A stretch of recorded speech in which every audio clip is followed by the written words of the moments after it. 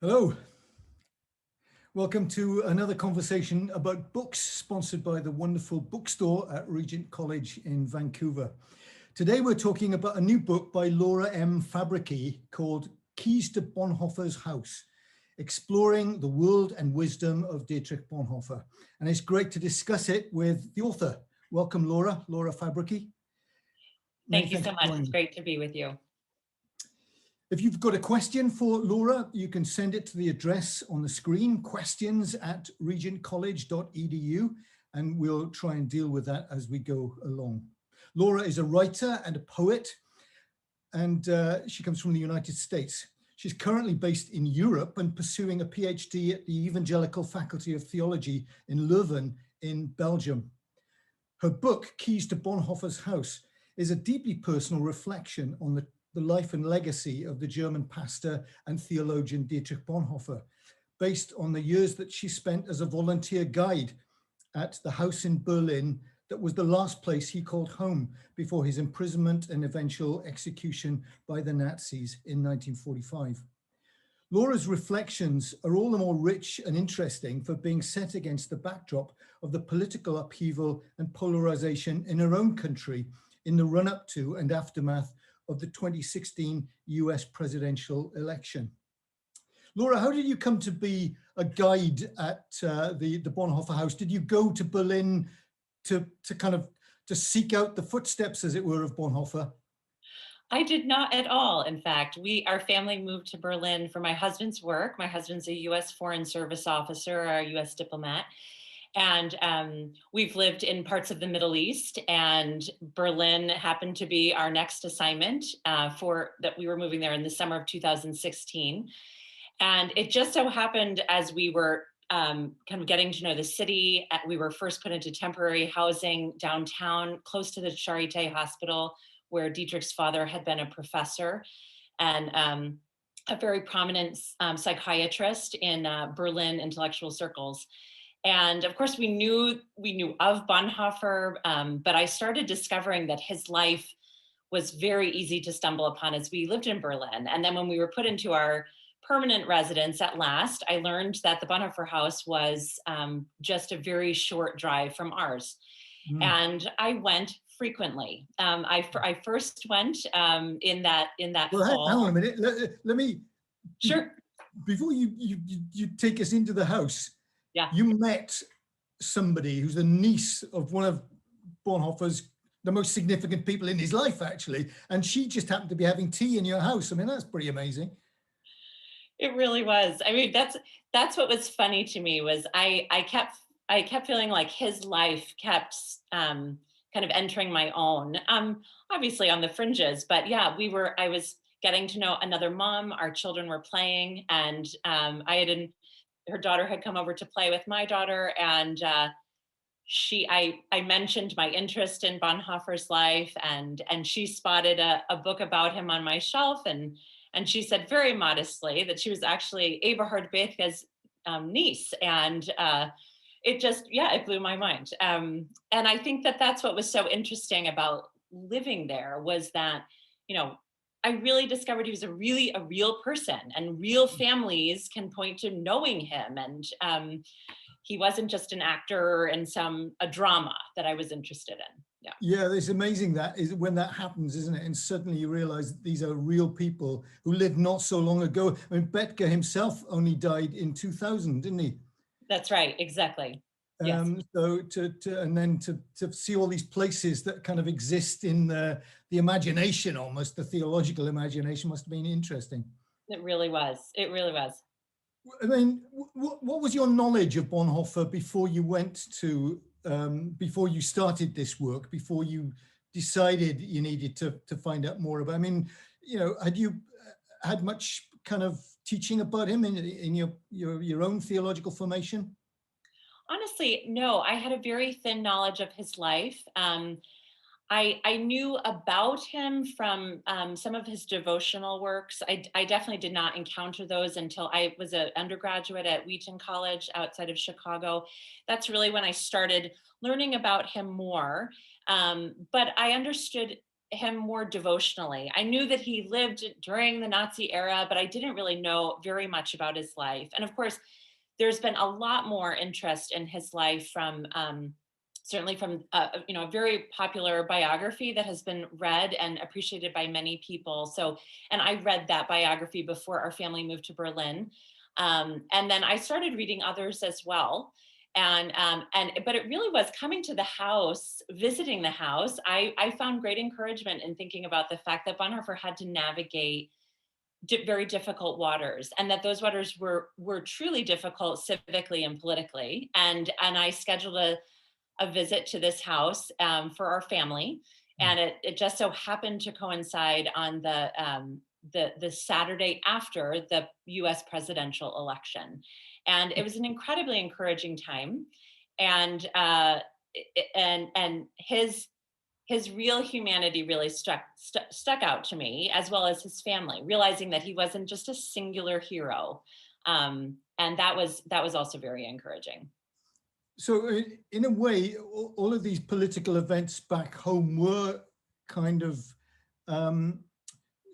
setting the agenda for you in seeking out this man and finding out about his life. I mean, you say that when you were asked why you were there, you said, we're here to learn something about this remarkable man and to find inspiration about living faithfully in turbulent times. I mean, you obviously didn't just mean turbulent times in America, but I mean, that must have been very much part of it. It was certainly, the context for me was more feeling a sense of a kind of fracturing in discourse, and that increasingly I was realizing that it was becoming quite personal, like conversations that I might be having where it felt as though the political rancor was starting to interrupt the affection that I might share with others. And so the turbulence, to me, actually, I felt it quite personally. I certainly wasn't equating Germany in the 1930s with the United States during that presidential election per se. But the sense of that something was shifting and fracturing did to me feel analogous. And I wanted to hear sort of how the Bonhoeffer family, certainly how Dietrich Bonhoeffer thought about living during his times and understanding it. Mm-hmm. Yeah. You obviously visited this house then subsequently and through volunteering many times. Can you remember what your first impressions were? Can you remember what made the biggest impact on you on that first visit? I was particularly struck having his life narrated to me by a German.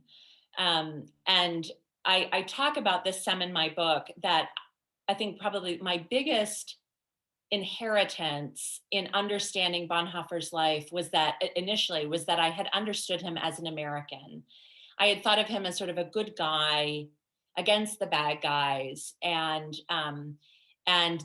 we Americans were also the good guys, right, against the bad guys. And to hear someone narrate his life from within the storm, and realizing that the way forward was never necessarily apparent, and that there really wasn't a script for how to navigate the kind of political threats that happened under Adolf Hitler, but then also how it actually impacted families and real people. And obviously we know we can look back on that in history, but to experience history from within, and then to listen to people who had inherited that history, who had understood themselves downstream from the guilt and shame of that era, was profoundly moving.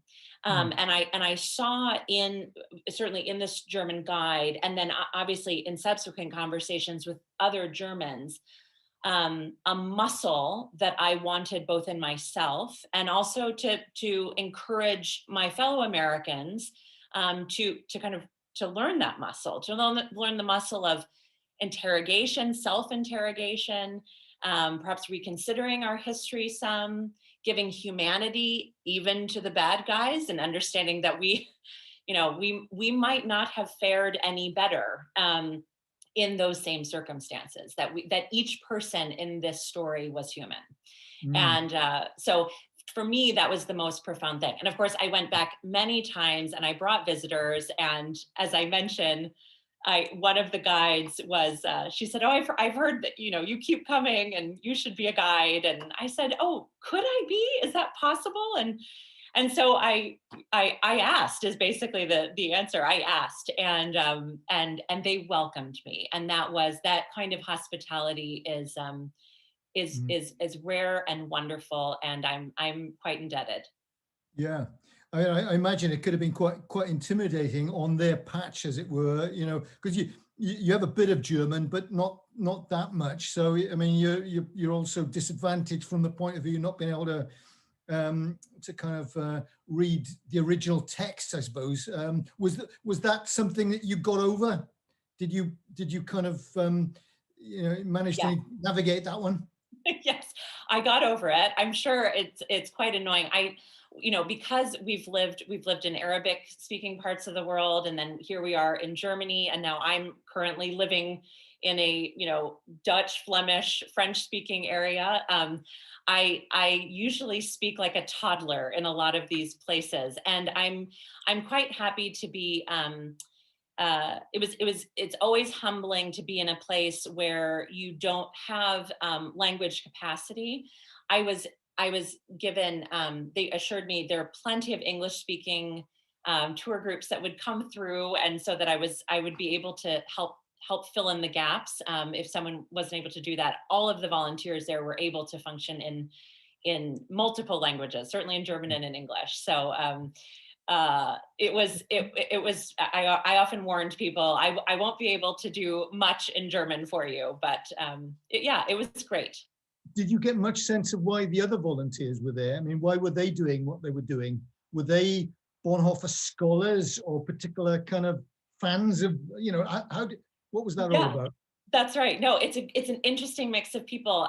So the executive director that was serving there at the time, he was a Lutheran minister. A number of them were guides were retired pastors, so Lutheran ministers, and many of them with deep interest in Bonhoeffer's life, and they wanted to continue to be in his life and tell his story, and kind of have pastoral influence with other people. One of my fellow guides, he's now started doctoral work in Bonhoeffer's life. He was a British guide. The woman who said, "Oh yes, you come so frequently, maybe you should guide here." She had been was a school teacher at the high school that Bonhoeffer attended in the neighborhood. And she came to visit the house because she had seen his name along with other classmates' names on a plaque in the school. And she was particularly struck by the fact that there were so many students that had been put to death by Hitler from this one particular school and wanted to learn more about them. And so her interest was entirely as a teacher, and she was fascinated by the bonds of friendship that were formed in this school that then translated later on into relationships of trust that really mattered. And so that's what brought her there. Yeah. So this was a family house. It was his parents' home that he still kind of lived in as a man in his 30s by then. But so not all of the house is kind of sort of charged necessarily with his kind of stamp, but one room is, I mean, his bedroom basically. And it seems like when you took visitors there, that always was a very particular moment for them. It's true. It's his bedroom for American counting. It's the third floor, the top floor, and it's an incredibly moving place. When you come into the ground floor area, we sit in a conference room that has pictures. But then at the end of that, and that's where I would give a lecture. The other guides would give a lecture, and then we ascend the stairs to his bedroom, and even that ascending the stairs is quite moving because these are the same stairs that the Gestapo alighted to come into his room. It's the same room that he wrote. He wrote some significant pieces of work, an essay called "After 10 Years," which is an incredibly vibrant essay that he wrote to some of his friends and fellow conspirators at Christmas time in 1942. And then he also worked on some of his ethics as well there, his unfinished kind of magnum opus on ethics. And um, there was a kind of palpable sense of people imagining him there. People would get hushed. They would want to take things in. There were, the room is we set it up to as he had lived there, and it has books all around, a small bed, and of course I don't even write about this in the book, but I've mentioned it in some interviews since. But I would say, yes, of course you can sit on the bed, it's fine, you can sit at the desk, and it's his desk and his chair. And but I had written originally in my book about, oh, I can't believe this man of greatness slept in this bed. And one of my colleagues who was reading the book before it went to print, he said, Laura, no, my goodness, the bed is IKEA. You have to take this out. Like this is not some sort of like important heirloom. Oh, fake news again. Yes, exactly. That's right. So again, it was a place where people, including me, imagined him, and our imagination is necessarily powerful. I mean, he's an easy person to sort of canvas our imaginations on, and his room invoked that for sure, or evoked it for sure. This was very much Eberhard Bettke's idea to set this place up as a kind of a museum, a place you could visit to keep the memory of Bonhoeffer alive. That was, all of this was his project, really. That's precise. That's exactly right. And it's time, the timing of the house is significant in terms of how Germany was making sense of what had happened in that era. So it really took, as my colleague Gottfried Britzker, who has been a guide at the house for many, many years, he would say Germany really had to go through a wilderness period before people could really talk about what had happened in that era. And it was really kind of after the children of the people that had, lived through that time turned to their parents and asked, what had you done? What was your role in this? That's when sort of the conscience of the country, people began to talk about things. And so in the 1980s, and then obviously, in the later 80s, this is when the house was inaugurated. And it was inaugurated around the same time that another museum that's now called the Topography of Terror in Berlin was also set up. And so the Bonhoeffer Haus, and that was in the Gestapo prison, the former prison downtown. And so the Bonhoeffer Haus stands as a kind of counter witness in some ways to that particular building, as an example of, this is one family's experience, obviously a very significant family for the life of Germany. But they lived through this era, and let's think about how they navigated this time period. Obviously, you had to do a ton of research then, and you continue to do it over the years, finding out about Bonhoeffer, researching his life and all these different aspects of cultural life, the wider context of what was going on. But there were various things in the exhibit there already that you had to understand. And in the book, you talk particularly about a memo that you found baffling to begin with. And what's the relevance of this? I mean, it seemed to be technical and just about machinery, but then it led you on to some pretty profound reflections on what was happening in Germany at the time. Tell us about that. Sure. Yeah. So to give you, I can actually hold up the book, the catalog guide that I was handed in English, and now it's faded and taped together. But it was my initial document to begin studying the exhibit that they've set up at the Bonhoeffer Haus.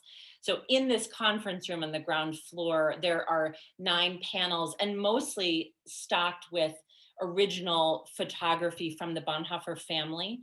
So they have maps on the wall, they have images of various places they've lived, and then images from the time as well. So you'll see Goebbels, or you would see other key political figures. And then later on, you see images from Bonhoeffer's the Finkenwalden era, and then also images of people, significant figures in the confessing church. And honestly, many of them are people that certainly we in the United States don't know very well, and we should. And then obviously images of him from in prison and other times later in his life. So I had to learn in some ways to kind of navigate the Bonhoeffer family photo album to guide people through his life, and making sure that I understood the significance of various photos, and names and dates and things like that. And it's quite a task. In addition to that, those panels of photos, they also have other materials as part of this catalog. And that memo that you talked about was one of these, was a document within the exhibition. And you're right, I really could not make sense of it. And what the memo was actually it was a memo describing basically how certain killing units that were set up by the Nazis to kill people, to kind of kidnap and kill people. It basically describing the technical details for how to operate these vehicles and then clean them out.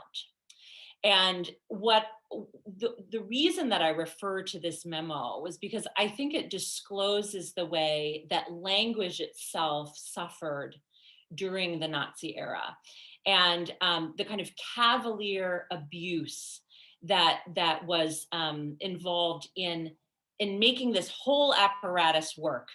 It also required a violence to language itself and how language corresponds to meaning. The way that the memo was written is in a deeply passive voice, and almost all of the terms are used as euphemisms to obscure and blur the realities that stand behind the memo. And so part of my learning to tell Bonhoeffer's story was learning to be as accurate as I could in my language, and also attend to the places where I might want to use euphemisms or to obscure. And then in part to then kind of turn that kind of interrogation back on myself, realizing even as I told the story, I needed to make sure that I was truthful about what I said. And often that required me making mistakes and then having to go back and relearn. I have learned I've even made mistakes in this book. Like there's different legends and myths that go along with some of Bonhoeffer's life that I've since learned are, might not be accurate. And I think that a posture of learning, being willing to receive criticism, was part of that for me as well. Realizing I needed to stand as truthfully as I could in his story and tell what I could truthfully. Yeah, it's really interesting. As soon as you started referring to that memo, you described it as a memo about killing machines. But that's precisely what is absent from the memo, isn't it? It doesn't tell you that, which is why you were baffled. I think you say whoever wrote that memo used language to tap dance delicately, almost soothingly, around the subject at hand to obscure the heavy, murderous footfall of its horrific reality. Yes, that's right. Yes, and it goes to show in some ways that in all of the ways that we participate in human life, we are complicit and implicated in many ways to the horrors that happen. And we look for ways, as human beings, we look for ways to escape our responsibilities. And often that shows up in how we talk about things in language. And certainly we get inured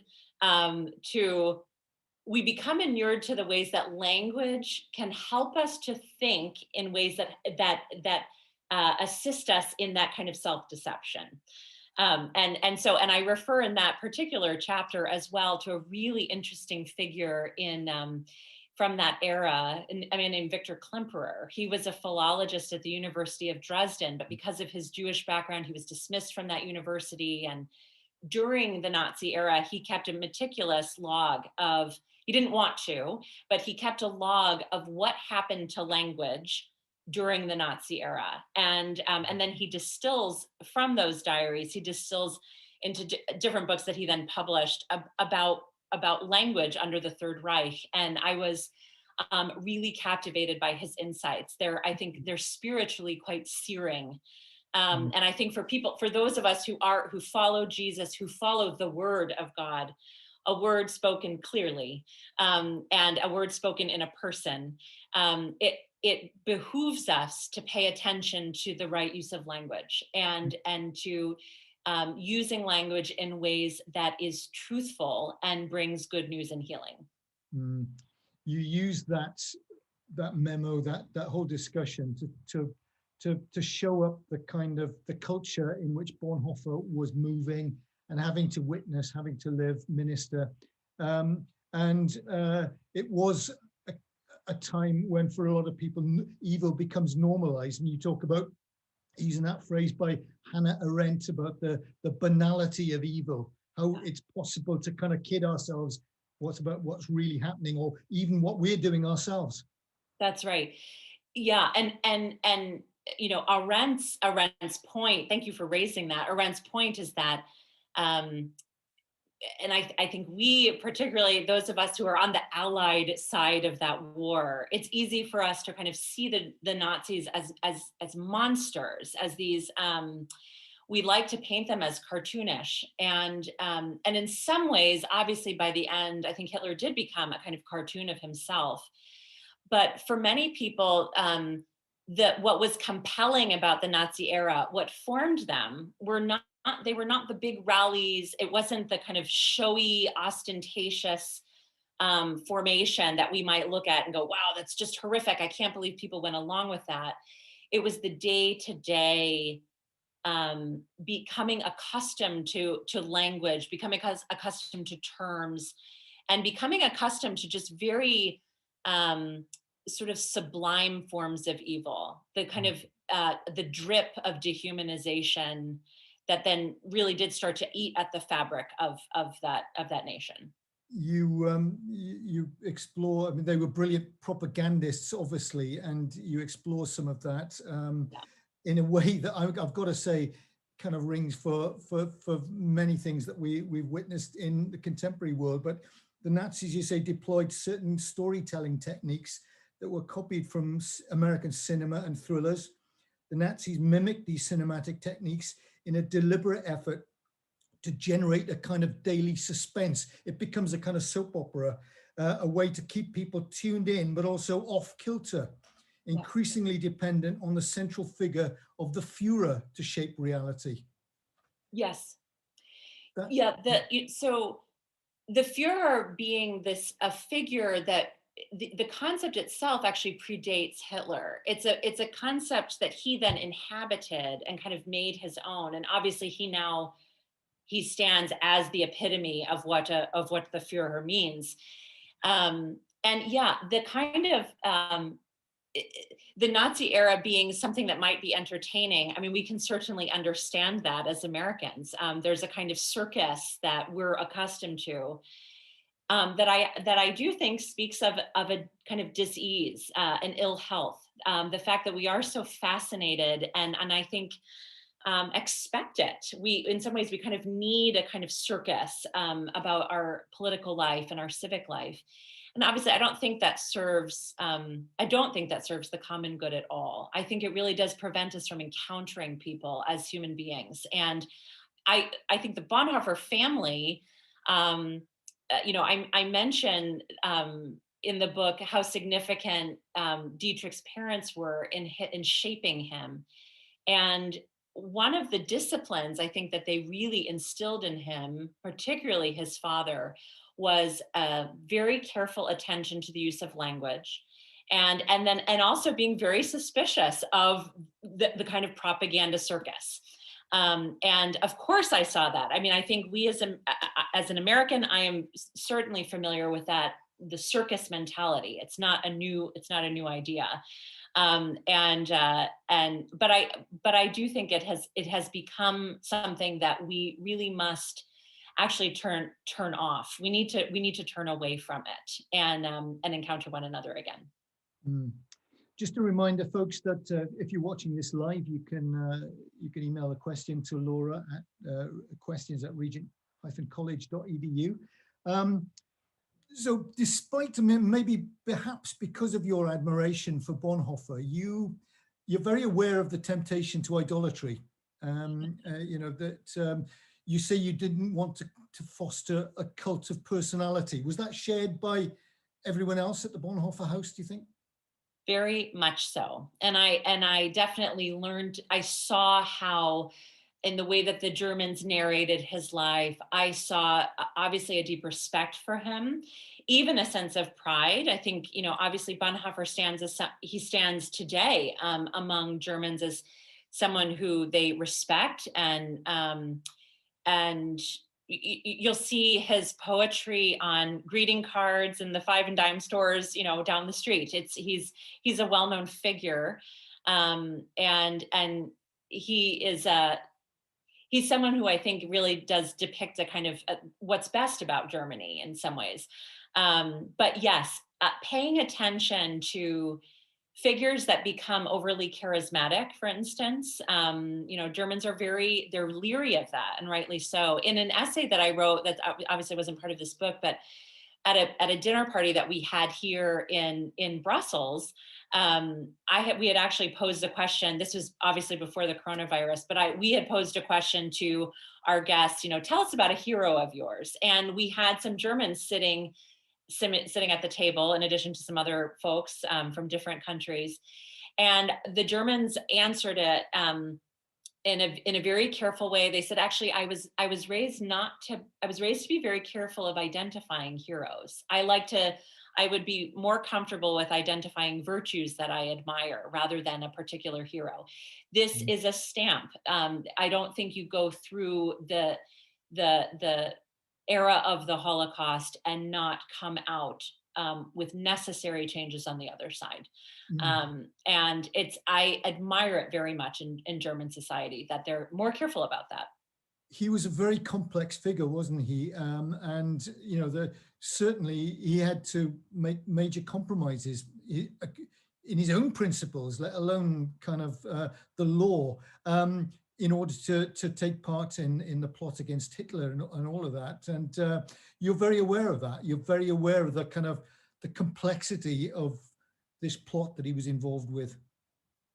Yes, obviously there's complexity in the plot, and also the fact that he had to develop morally as a figure. He had to figure out how to make his way. Early on, he had a very regrettable mistake where he refused to officiate in the funeral of his brother-in-law's father, based on some guidance that he had received from a senior figure in the church in Germany, because of this brother-in-law's father was of Jewish background. And so Dietrich had to figure out, obviously, I think he was quite prescient. I think he had a very clear-eyed sense of what was happening in Germany, but he did make mistakes. And I even think it's important for us to recognize that there were many others. I mean, obviously he eventually, in the end, had his life taken from him by the Nazis because of his involvement in this plot, in the Stauffenberg conspiracy of 1944. But there were many others that did more than Bonhoeffer. I think it is important to acknowledge that he did what he was called to do in some ways, that he didn't simply try to situate himself as a hero. That's right. That, it's fascinating that he refused to do that, to officiate at that wedding of his own sister's husband, who was Jewish, and that already he'd written about the Jewish question, hadn't he? He'd actually stood out and said, this is wrong, what's happening. Yes. Nevertheless, he went along with a kind of church policy. That's later. Right. Yes, exactly. That's right. And it's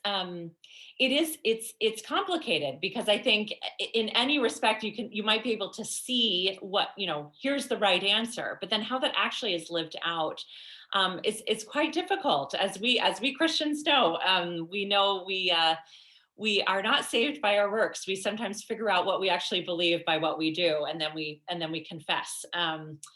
And yeah, so in terms of his involvement later in life, I think what Bonhoeffer realized was that he was never going to be able to find um, a self-justifying way out.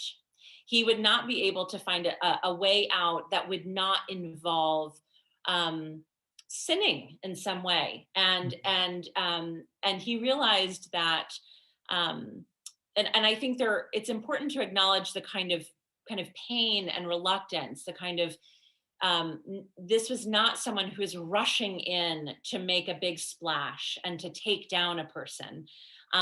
They wanted to land a mark. It was sort of like, as the end was coming, they knew that Germany needed to do something from the inside. And what's fascinating is that there were many people from all walks of life that had lots of lots of ways of trying to resist the onslaught of the Nazis, and even attempting to take down Hitler himself. There's a really interesting museum in Berlin, that's at the headquarters where the sort of the Stauffenberg plot came down. It's called the Bendler Block, and it's the German resistance memorial, and it goes through all these lots of different groups from different walks of life in Germany, whether it's from Jewish backgrounds or from the unions and labor movement, artists, obviously resistance work that was in both the Protestant and the Catholic Church. And there were other people, other assassination attempts. There were many assassination attempts on Hitler's life. And it's important to know that. It's important to know that this one plot was not the only plot that was out there. Yeah, I mean, you mentioned that principle about having to take on sin, having to take on.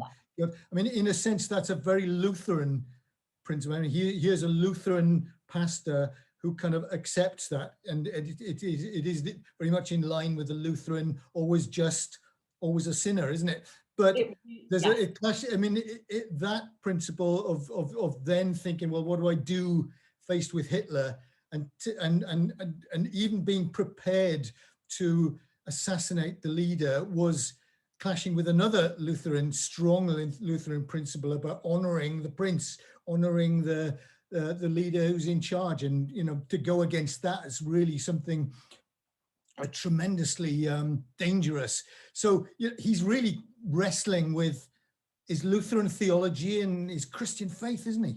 Yeah, that's exactly right. And obviously the Lutheran ideas that had kind of grown up, the church was always in the losing position. Like the church had really kind of lost its prophetic voice to the state. And so, yeah, Bonhoeffer had to wrestle with this, and he had in some ways to help others, even people that were willing to separate from the Lutheran church when it became the Reichskirche, right? When it became like the church of the state, consolidated under Hitler.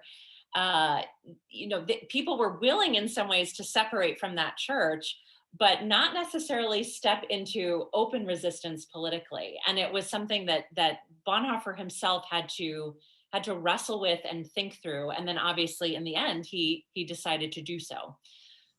You say at the beginning that you wanted to kind of enter more into Bonhoeffer's life through entering his story through the house, and then but later on at some point you say, no, actually I came to see more and more that Bonhoeffer's story is not my story. What did you mean by that? I think when I first went to the house, on that very first visit, I definitely was looking for an answer. I wanted some sort of a formula or some kind of guidance that I realized very quickly as I learned more and more about his life, that he was not going to give me that answer. In fact, I often will use the expression that I wanted to sort of climb up onto his life as if it were a life raft, and I kept finding that Dietrich kept shoving me off of it.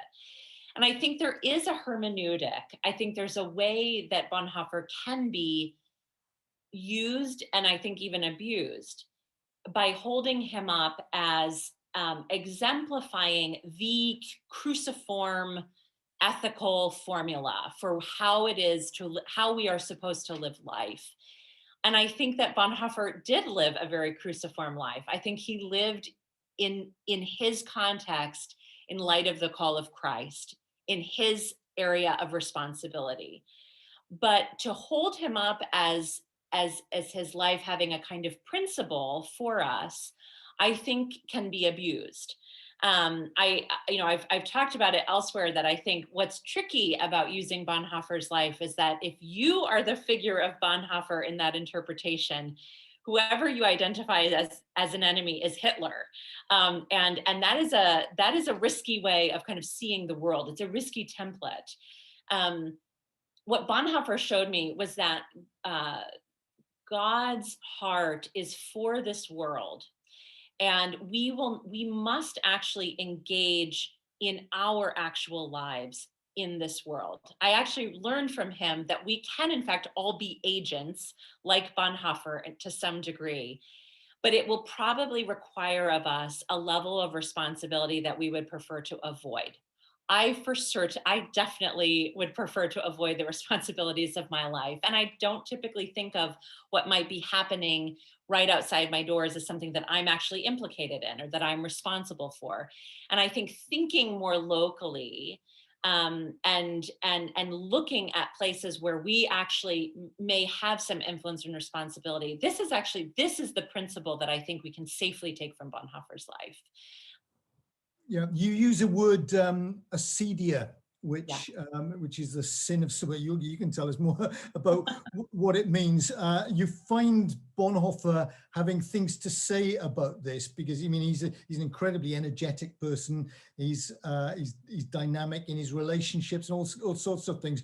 You find him saying things to his own society, but also to you, that you're taking on yourself now, right? You kind of, this is your area now of theological research. That's right. That's right. Yeah. I was really interested in the concept of acedia, and I had been interested in it even before I knew that it was a besetting sin in Bonhoeffer's life. So the sin is, it's now closely associated with the sin of sloth, or sloth, as it's sometimes pronounced. We think of it merely as laziness typically, like maybe not being industrious, but it's a temptation towards despair, and it's a temptation towards growing indifferent. And I think it's related to our sort of entertainment culture that is very diseased. The sin of acedia typically would afflict monks. And it was a temptation to kind of shut oneself off from the world, but then also to shut oneself off from joy and from the demands of life as well, both life's joys and pains. Bonhoeffer would confess this sin to his best friend and confessor, Eberhard Bethge.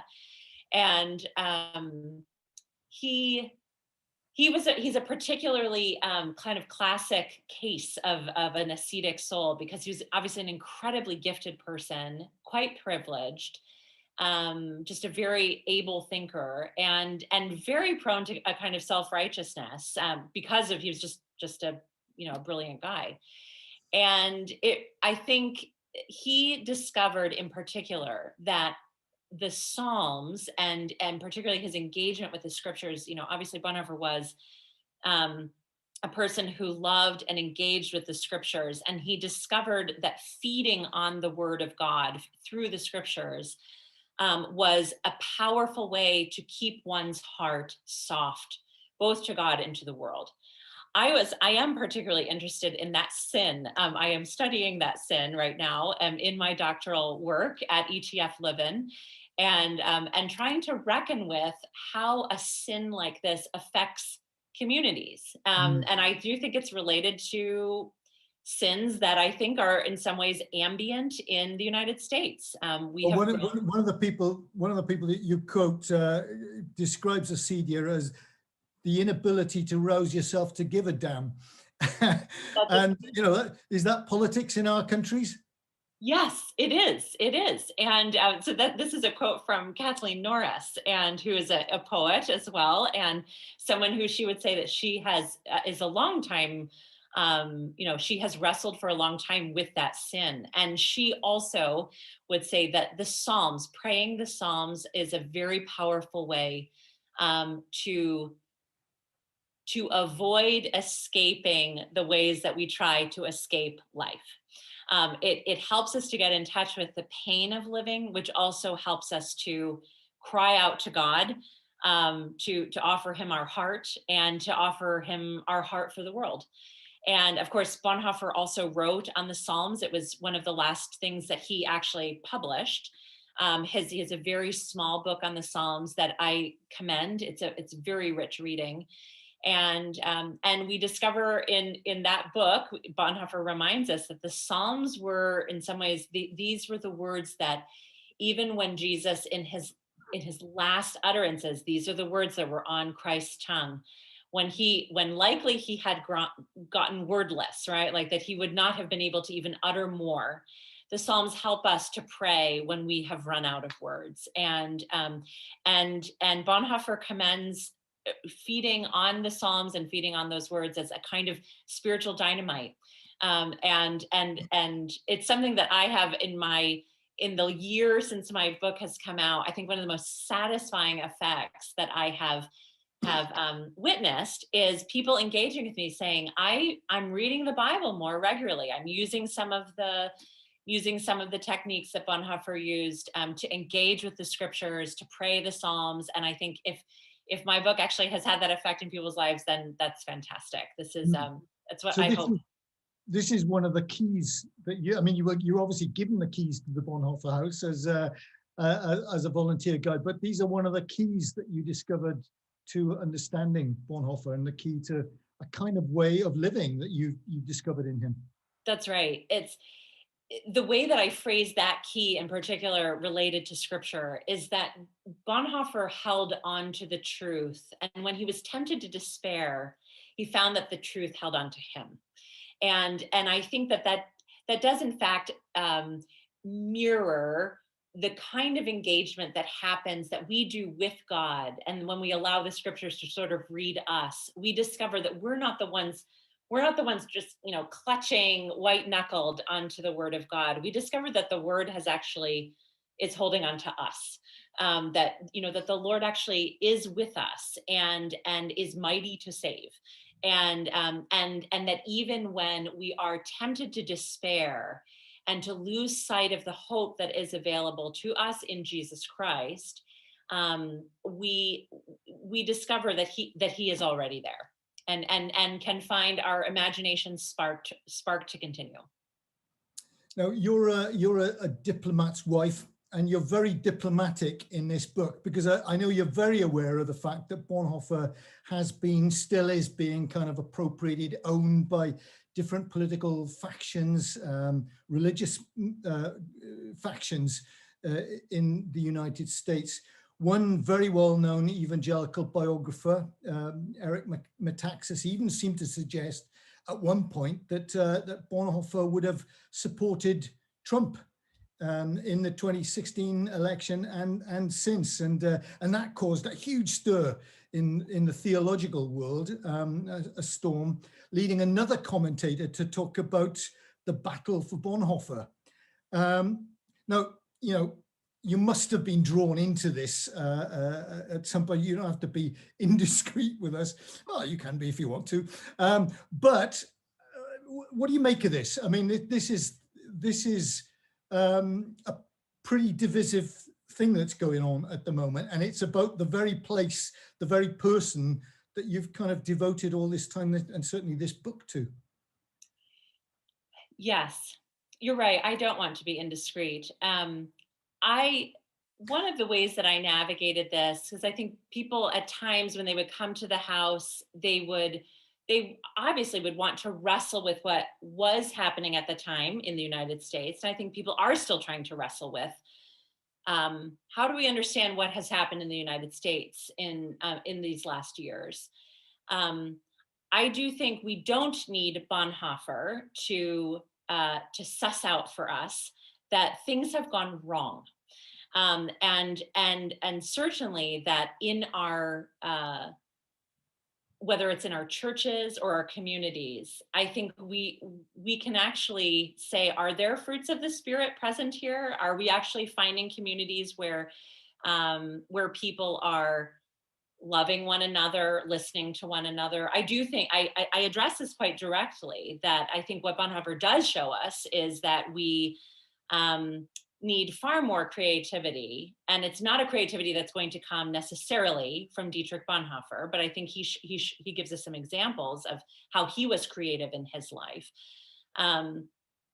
But I do think that we do need to pay attention to one another as neighbors. I think the way that Bonhoeffer has been used really loses sight of who he was as a person in German society. And in some ways, he really belongs to Germany. He is their figure. And it was important for me to let him stand as a German and not as someone who must interpret my American scene to me. I don't think we need Bonhoeffer to do that. I actually think that we have a lot of resources that can show us, including the resource of the Holy Spirit and the Word of God, to tell us that we have a lot of work to do in terms of what it means to love our neighbor as an expression of our love for God. And I think that that's if that comes out as a sort of pox on all the houses, I don't mean it to sound like that, but I do think that everybody has a lot of work to do, including me. And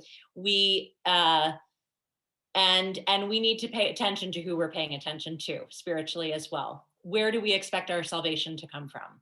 And because for those of us who do follow Jesus, we know that salvation has come through him, and that it is God's patience and his mercy that the world continues, and it's our joy to be his agents of reconciliation in the world.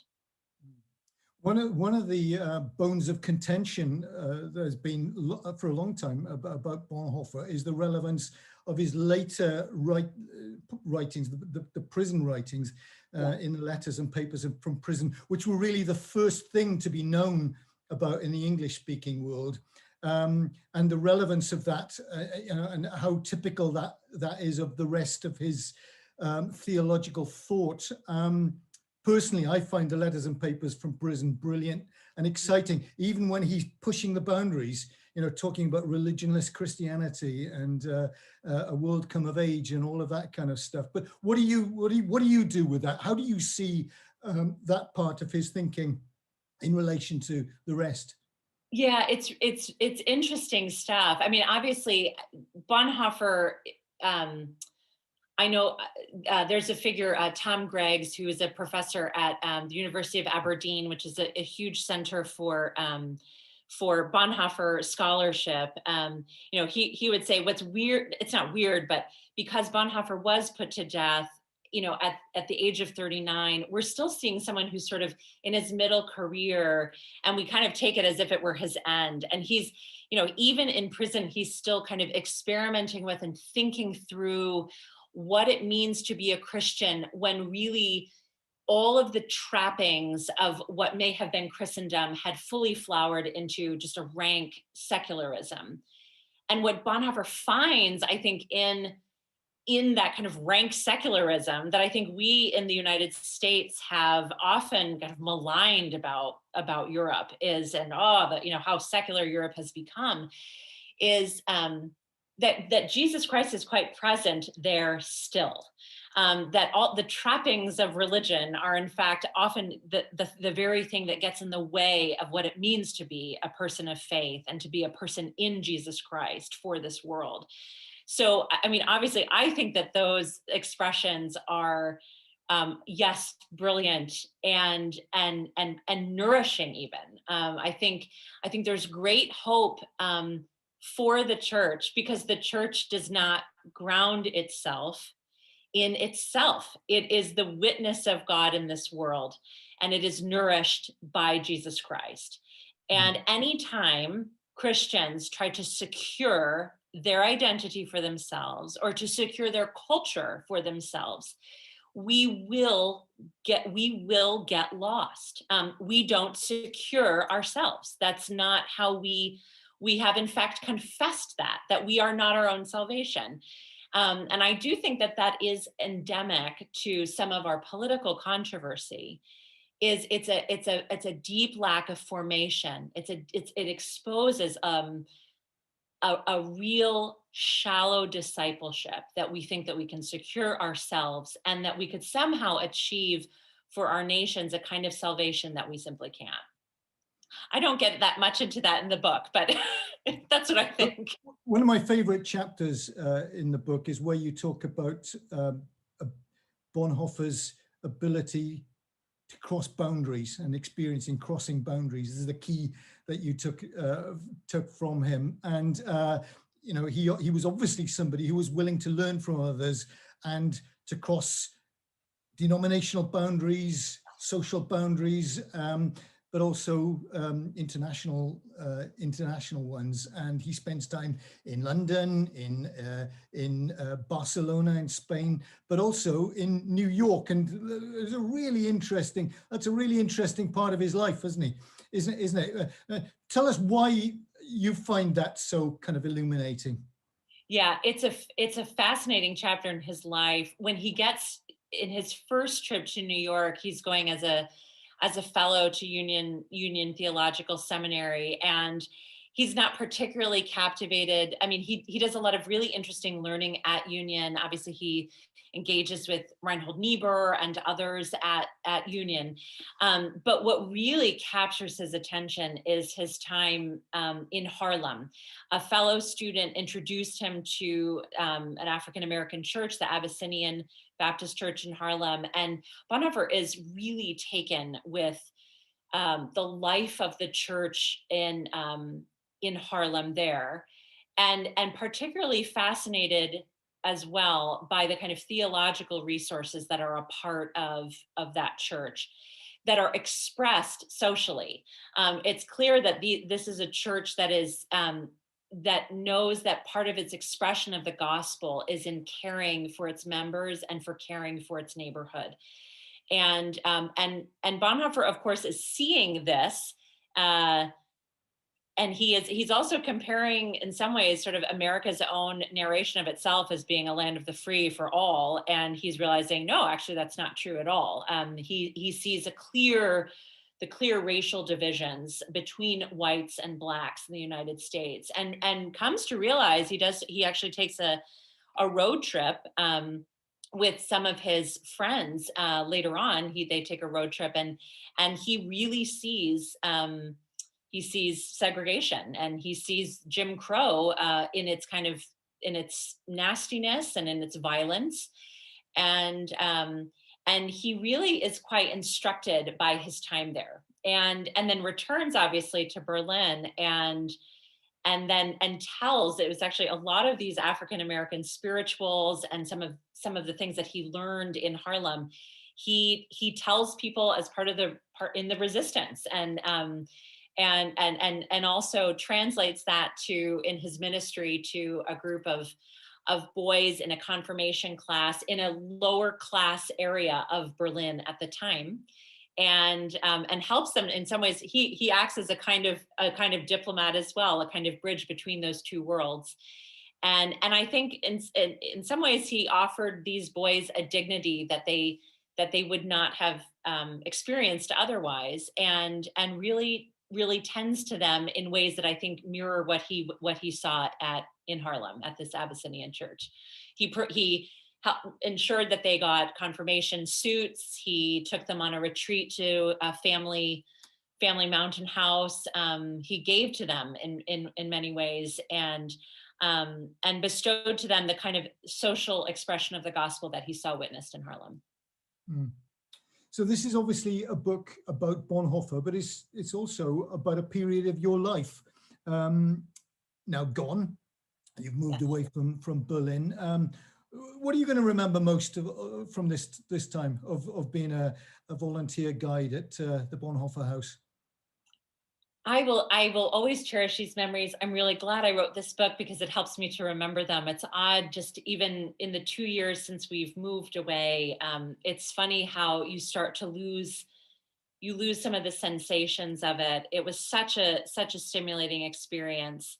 I hope people will go to that house, and especially when we are able to travel, I hope they'll visit and learn from the guides as I did.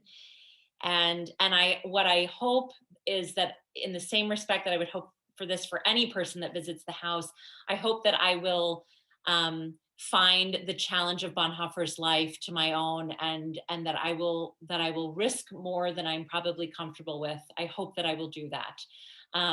And do it both secretly. I don't hope I never have to step onto a huge national stage like he did. I would prefer to not die on an executioner's block, but that I would in fact probably do the lesser deaths of perhaps reaching out to someone that I might think of as an enemy, or to refuse to dehumanize a person, and to really try to practice the presence of God when I'm engaging with others, and to see what kind of creative possibilities might emerge even within places that feel quite despairing and hopeless. Okay, well, thank you so much, Laura, for joining us.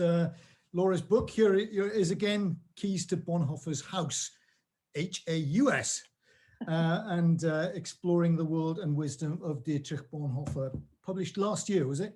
That's correct, yes. And who's the publisher? It's Fortress Press. Fortress now Broadleaf is, yes, Yeah. that's right. Available from all good bookshops, but especially from Regent College Bookstore. Thank you so much for joining us, all of you, and we'll do it again soon. Bye-bye.